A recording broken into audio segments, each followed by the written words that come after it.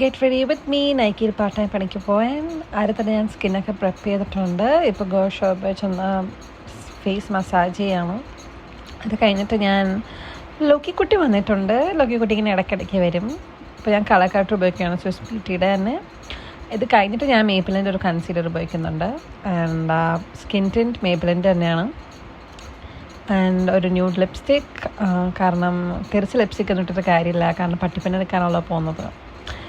And then അത് കഴിഞ്ഞിട്ട് ഞാൻ അത്രയേ ഉള്ളൂ, ഞാൻ ഡ്രസ്സ് മാറ്റിയിട്ട് വരാം. ഞാനൊന്ന് ഹെയർ പ്രിപ്പയർ ചെയ്തിട്ടുണ്ട്, അല്ലെങ്കിൽ ചകിരി പോലെ ഇരിക്കും. ആൻഡ് നൈക്കി പണിയെടുക്കുമ്പോൾ നൈക്കിയുടെ ഡ്രസ്സിന് ഇടാൻ പാടുള്ളൂ. ഞാനിവിടെ ഒരു ഓവർ സൈസ് ടീയും പിന്നെ നൈക്കിയുടെ തന്നെ ഒരു പാരഷൂട്ട് പാൻസാണ് ഇട്ടിരിക്കുന്നത്. I think it matches. And match ആവുമല്ലോ, ആർക്കറിയാം. ആൻഡ് ഒരു ക്ലിപ്പ് ഉപയോഗിച്ച് മുടി ഒതുക്കി വയ്ക്കാണ്ടില്ലെങ്കിൽ ഭയങ്കര പാടാണ്. അപ്പോൾ അത്രയേ ഉള്ളൂ. ടാറ്റാ.